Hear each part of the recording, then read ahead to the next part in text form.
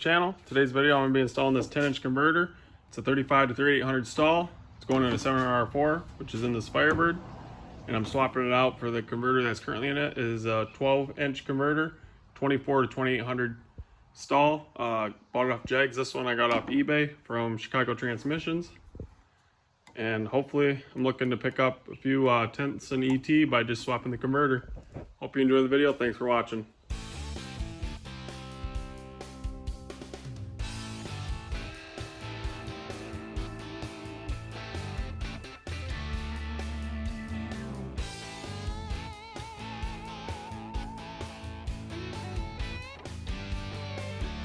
Alright, got the torque converter out, transmission's pulled back, transmission lines, dipstick, kick down cable, plug-ins are all unhooked. I didn't end up recording it because I didn't really have a lot of mobility underneath here and I had to hold the phone as I worked. Tried not to make a mess, that never happens. Ended up making a mess anyways. But I got the converter out, getting ready to put the new one in. Alright, I'm going to fill the converter with about a quart or so of transmission fluid before I install it back on the transmission. Sorry for not getting a step-by-step video like all my other videos of pulling the transmission and swapping the converters. Just limited space underneath this car, being that I'm doing it from the garage floor instead of using a hoist. But I'll try to get as much video footage as I can step-by-step before we go and test the converters. Okay, here I am a few weeks later. Ran into some problems. Got the car all together with the converter, and it was leaking right out of here. And I thought it was a seal, so I put a new seal on it. Still was leaking. Made a phone call to a buddy, and he said to look at the bushing inside here. So I pulled the seal back out, looked at the bushing, and I'll put some photos here real quick.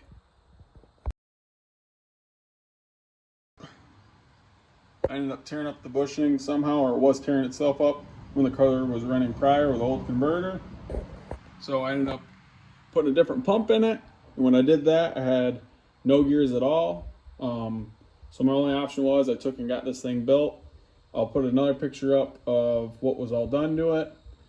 Hopefully this thing holds together a lot better. So this video is going to consist of a brand new transmission and the 3600 to 3800 stall converter together, and hopefully we'll see some improvement in ET with a combination of both. But I just wanted to keep you guys up to date on what improvements have been done to the car, so you're not thinking it's a stock transmission anymore.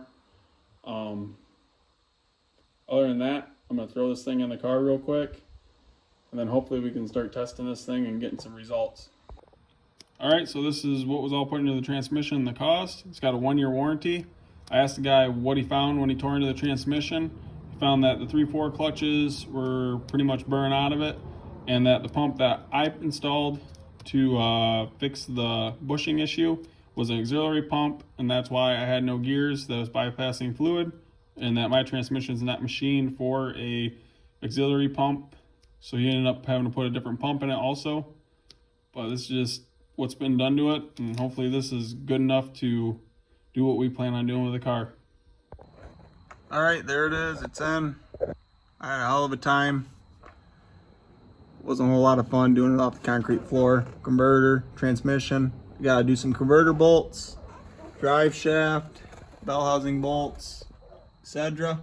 But probably won't record that just because it's not a whole lot of fun and not a lot of room, like I said before, under here. But just want to show that was in.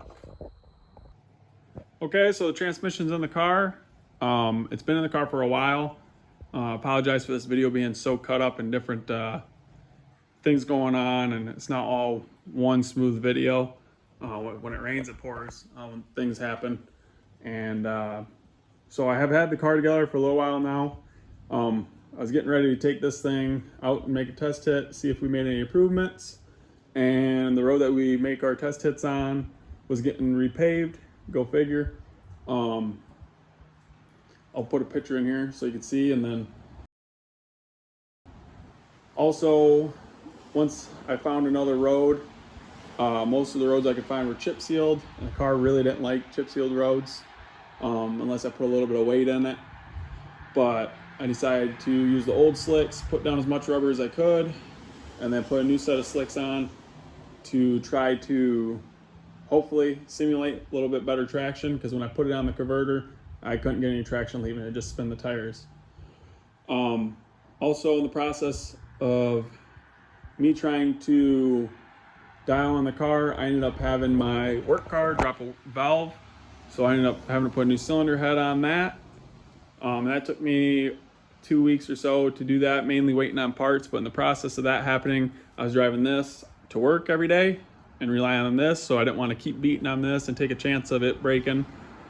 But my work car is back together, and I finally got a video footage of somewhat of decent test hits. Really, in my opinion, I think the car would do best on the track, or smoother road, or I'd have to probably burn up a brand new set of tires to lay down enough rubber to get an accurate, compared to that other road I was on, an accurate simulation of what the improvement was without spinning. I also forgot to mention that the car does have 3/4 of a tank of fuel, because I was daily driving it while I was working on my work car.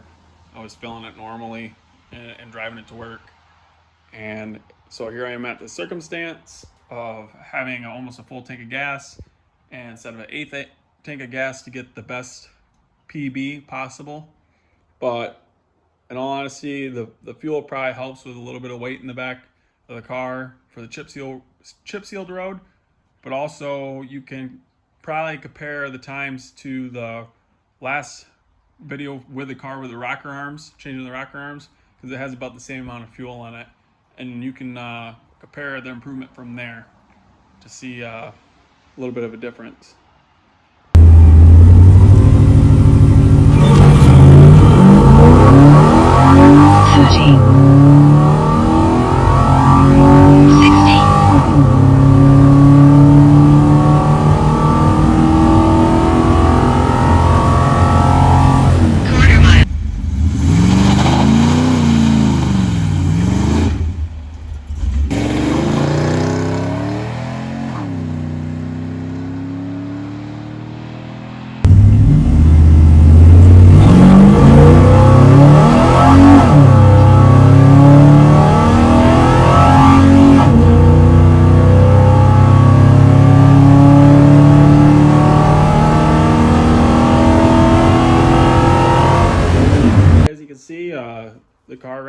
1427, and it wasn't necessarily the best I could have probably did on that road.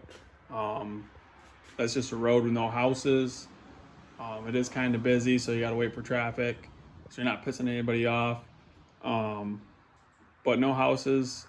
I would have liked to done a second or a better burnout to, hopefully allot me a little bit more traction.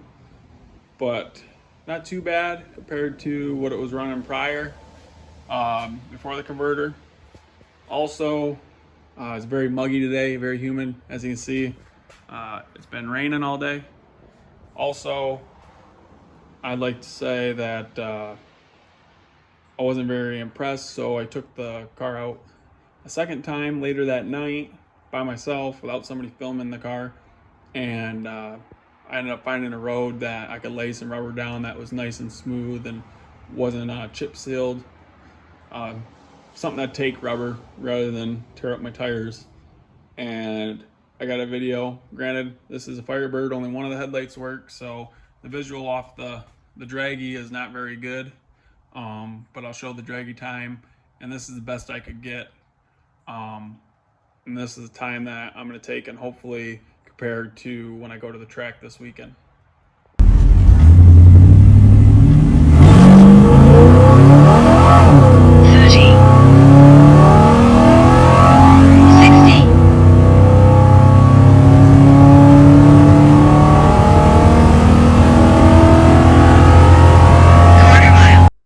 So running a 1402 on the road, pretty confident once I take the car to the track this weekend that I can break into the 13s, but this is an awful lot of effort to break into the 13s. I think I've pretty much maxed out this combination the way it sits. I mean, yeah, I could probably change the camshaft here and do a little bit here and there, but it's not really going to break into mid 13s and then low 13s. What I need is more horsepower or torque, one or the other.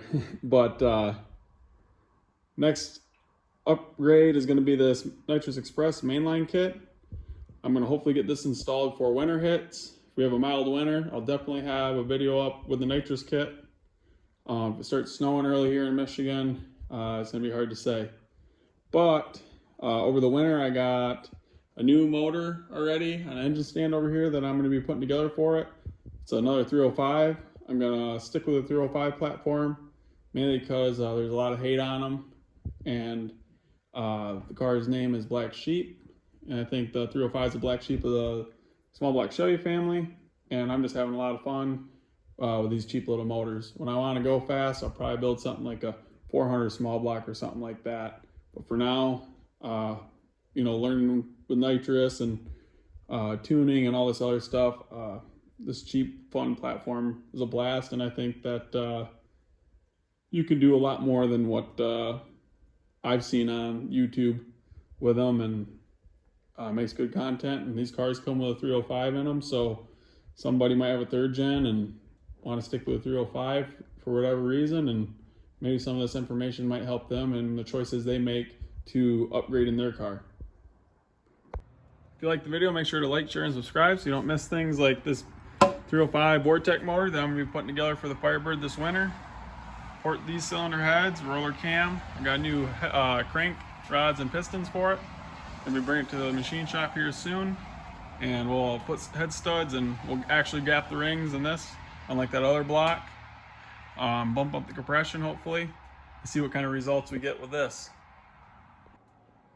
Thanks for watching.